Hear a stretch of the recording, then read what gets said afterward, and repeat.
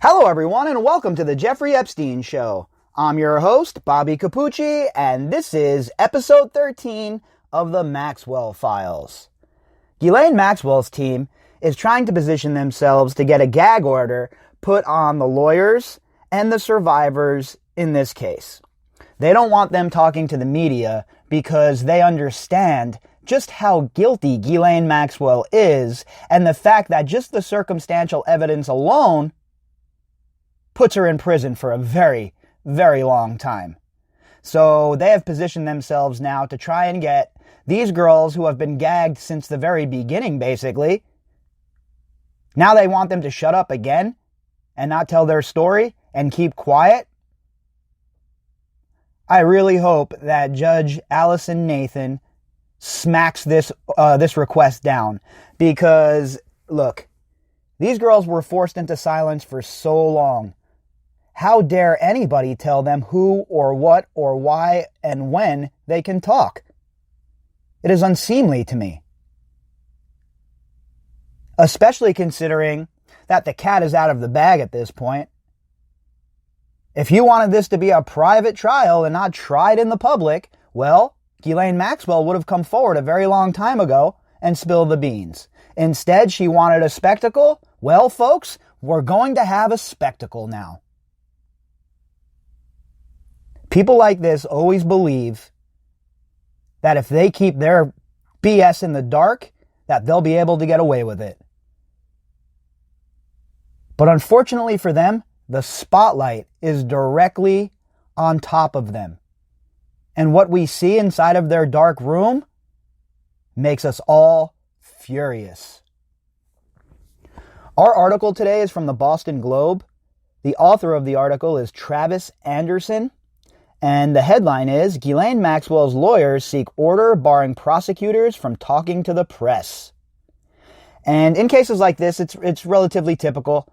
You expect the defense team to try and get a gag order instituted. That way, they can kind of control the narrative more. But I'm very interested to see which way Nathan ends up going. Lawyers for Ghislaine Maxwell, the socialite, co-conspirator, child abuser, fellow scuzzbag, charged with helping Jeffrey Epstein sexually abuse underage girls in the 1990s, many more times than that as well, folks, on Tuesday asked the presiding judge in New York to bar the government from commenting publicly on the case outside the confines of the court proceedings.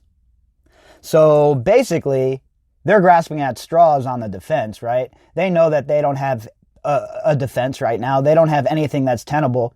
So what they're going to try and do is make it as so the girls and their lawyers can't continue going directly to the public with their story, because they understand they have no counter for that. They don't have any sort of rebuttal for that. And they most certainly don't have a tangible defense for Ghislaine Maxwell. In a letter to Judge Allison J. Nathan, filed in U.S. District Court for the Southern District of New York, Maxwell's lawyers asked the judge to issue an order prohibiting the government, its agents, and counsel for witnesses from making extrajudicial statements concerning this case. And again, very expected, a move that should not shock anybody. The real question is, which way will Judge Nathan lean with a request such as this? Personally, I think with all of the information that's already out there, I think it would be ridiculous to slap a gag order on this case as of now, and especially considering what these survivors have been through with them being silenced for so long. It's not a good look, and I don't think it's the proper way to go about things. It's up to Ghislaine Maxwell's team to formulate the proper defense. And if they can't do that, maybe she should have hired better lawyers. Attorneys for Maxwell, 58, who was arrested July 2nd at a $1 million home in Bradford, New Hampshire, said in the letter that the government, as well as alleged survivors and their lawyers, have made and continue to make statements prejudicial to a fair trial. Again, what they want is silence from those who were abused. And we see this from all these high-profile people anytime they're caught up in something like this. all of a sudden it's, oh, this needs to be done in secret. This needs to be done behind closed doors. We don't want anyone to know what's going on. That way they can try and maneuver. That way they can try and find their way through the loopholes. Well, it's not going to work this time. Sorry. Everything that has come out so far is damning enough. If there was no information to ever come out again until the trial, Ghislaine Maxwell is still guilty just based on the circumstantial evidence that has been provided. There is not a court in the land, a jury in the land, who is going to look at this case and the facts that are presented and think that Ghislaine Maxwell should not spend the rest of her life behind bars. I don't know where you would find that jury or even one jury member who would disagree at this point, because it's pretty clear that Ghislaine Maxwell was a huge part in what was going on. She had a leadership role, and she also actively took part in abusing these kids and women. What more do you need? Eyewitness testimony, all sorts of circumstantial evidence. So you see the sort of situation that the defense finds themselves in, and it is a very long road. Maxwell's legal team cited comments made shortly after her arrest by acting U.S. Attorney Audrey Strauss and FBI Assistant Director William F. Sweeney, Jr. Strauss, the defense wrote, citing a New York Law Journal report, told the press, Maxwell enticed minor girls, got them to trust her, and then delivered them into the trap that she and Epstein had set for them. She pretended to be a woman they could trust. All the while, she was setting them up to be sexually abused by Epstein, and in some cases, by Maxwell herself. Well, is there anything incorrect with that statement? Or is it the problem really is, again, like I always talk about with these lawyers, technicalities. Well, that's not supposed to be done like that. We need a mistrial. Screw you, screw your loopholes, and screw your technicalities, okay? Audrey Strauss was just speaking facts here. This is exactly what occurred according to those who were abused by Maxwell. If the defense doesn't like it, well, that's just too bad. Perhaps you should tell your client to not abuse little kids. Those comments were prejudicial, according to Maxwell's lawyers. Although Ms. Strauss sprinkled her comments with the phrase, as alleged, she presented certain of her statements as fact, Maxwell's attorney wrote. And Sweeney, they said, went even further, calling Miss Maxwell one of the villains in this investigation, and compared her to a snake that slithered away to a gorgeous property in New Hampshire. Well, fact, and fact. Okay? She is a huge villain in this investigation, one of the top villains of our time, in my opinion, and again, had a leadership role. So, Mr. Sweeney is not wrong there. And she did slither away. How many times did I say that? Slithering from hole to hole. 36 times before she was arrested, she moved? Yeah, I would call that slithering away. So that's a factual comment as well. So, I don't know what her attorneys are thinking. I don't know what Cohen is talking about. I mean, maybe his head is still rattled from the beating Allison Moe gave him in the bail hearing. But be that as it may, her law team is grasping at straws here. Sweeney, the defense wrote, was out of line. No, your client was out of line for hiding, for running, for facilitating, and for abusing girls for so long. Thus, Mr. Sweeney offers the government's, again flatly wrong, opinions about character and guilt, while at the same time invoking a semi-biblical reference involving a snake slithering away to a garden in New Hampshire. Well, that's what she did. She is a snake, she did slither away, and she ended up in New Hampshire. What is your problem here, okay? Oh, yeah, that's right. It's not what he said. It's that he said it. The technicality of it. Oh, this is prejudicial. Don't say this before they hear. Oh, shut up, okay? Enough is enough. I'm so tired of the loopholes and the bullshit and the nonsense from these lawyers. Your client is guilty, okay? The whole world knows it. It is your job to bring up evidence to show us that she is not guilty.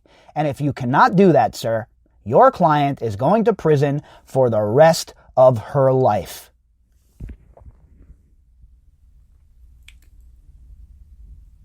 Maxwell's attorneys wrote, these types of comments, which serve no compelling law enforcement or investigatory purpose, are prohibited by the local rules of this district. Again, the local rules. Federal prosecutors hadn't responded to the defense filing as of Wednesday morning. You know what I hope they respond with? Here's how I hope they respond. First, they should arrest Sarah Kellen Vickers in response. Bring her in, and then they should drop a superseded indictment on Ghislaine Maxwell and add some RICO charges. That's how the government should respond to stuff like this. Because, you know what? They love to do that kind of thing to the average folk, right? They love to really pile on to the average folk. But when it comes to people like Ghislaine Maxwell, they're a little more tentative, aren't they? That shit needs to end. Allison Moe, Audrey Strauss, and the rest of the prosecution need to break out the big guns, smack everybody in the face with RICO, and we need to move on and get to prosecutions. Maxwell has pleaded not guilty to several charges, including enticing a minor to travel to engage in illegal sex acts, conspiracy to entice a minor to travel to engage in illegal sex acts, transporting a minor with the intent to engage in criminal sexual activity, conspiracy to transport a minor with the intent to engage in criminal sexual activity, and 2 counts of perjury. I think that there's just enough room in there for racketeering charges as well. Can't wait to see that on the page.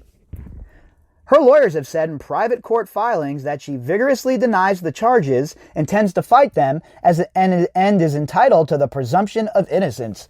Yeah, as far as the court goes, you're entitled to the presumption of innocence.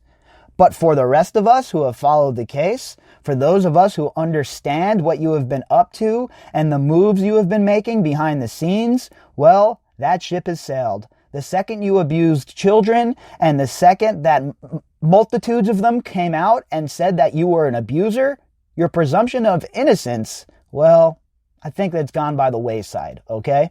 There's no gray area here. This isn't a he said, she said case. This isn't one person coming forward looking for a big payday. Hundreds of girls, folks, and that's not hyperbole. Hundreds of girls were abused by these people, maybe thousands. So forgive me if I don't want to give your disgusting client the presumption of innocence at this point, okay? The onus is on you to provide evidence to lead us in that direction. Because as of now, all of the evidence lead us to the point of her being as guilty can be. Prosecutors say Maxwell and Epstein groomed girls for participation in sexually abusive behavior by building a rapport with them through shopping trips, taking them to the movies, and spending time with them. As the ties strengthened, Maxwell would introduce sexualized behavior, ultimately leading to Epstein abusing the girls, sometimes with Maxwell's participation or presence, prosecutors allege. And not just prosecutors, folks, okay? Again, it's not like they have just some kind of a little bit of evidence, right? There is tons and tons of evidence, as well as eyewitness testimony. This is what you call having the goods in a courtroom. This is ammunition. And when the trial starts and the prosecution begins to drop bombs, like they already did in the hearing about her having a spouse, etc., etc. Once they start dropping those kind of bombs, I think things will come into perspective and the picture will be a lot more clear for those who have not been following this case like we have about how guilty and how much Ghislaine Maxwell was involved with this. Authorities allege that girls were sexually assaulted in Epstein's Manhattan residence, in his home in Palm Beach, Florida, and at a sprawling ranch in New Mexico. The indictment alleges Maxwell played a role in the sexual abuse and exploitation of multiple minor girls by Jeffrey Epstein, specifically 3 girls who were allegedly abused in the 1990s. And again, we know it's many more than that. You don't have to listen to the media, okay? Go directly and hear what the survivors have said. Look up their stories. Look at what they went through, their personal experiences with these people. And then you come to your own conclusions. Maxwell has repeatedly denied wrongdoing and called some of the claims against her absolute rubbish. Well, I think her whole lifestyle is rubbish. I think the way she conducts herself is rubbish. I think her face is rubbish. And I think everything about her is rubbish, all right? Or as we would say in America, straight garbage trash. That's what she is, straight trash. I don't care about her Oxford education. I don't care about the way she moved among the rest of the so-called elites. This is a disgusting, depraved predator, according to all of her survivors. Epstein, who counted U.S. presidents, British royalty, Hollywood figures, and stars of academia among his set of powerful friends, died in federal custody last year while awaiting trial on federal sex trafficking charges. His death has been ruled a suicide. Maxwell was recently denied bail, and her trial is tentatively set for July 12th, 2021. Well, a little bit of news about that. I have my accommodations already set up in New York, my travel plan already in place, and I plan on being in New York for, at the very least, the 10th of July through at least August 10th or so. So for about a month, I plan on being in New York and following the trial once it starts, either in the courtroom if I can get in there, if not, outside of the courtroom. And, all the way through to the very end. Because I'll tell you what, I want to see this woman put in prison for the rest of her life. I want to see her break down in tears when she's sentenced to 50 years or whatever the hell she's going to get. And I want to see some justice for these survivors for once. Because, folks, where we're at right now, the point we're at right now, has literally been decades in the making.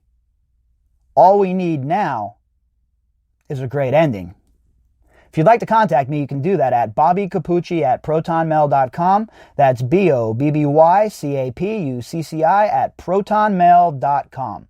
You can also find me on Twitter at BOBBY_CAPUCCI. All of the links that pertain to this episode can be found in the description box. For those of you who have donated to the GoFundMe, thank you very, very much. All right, everybody, we'll be back later on with some more.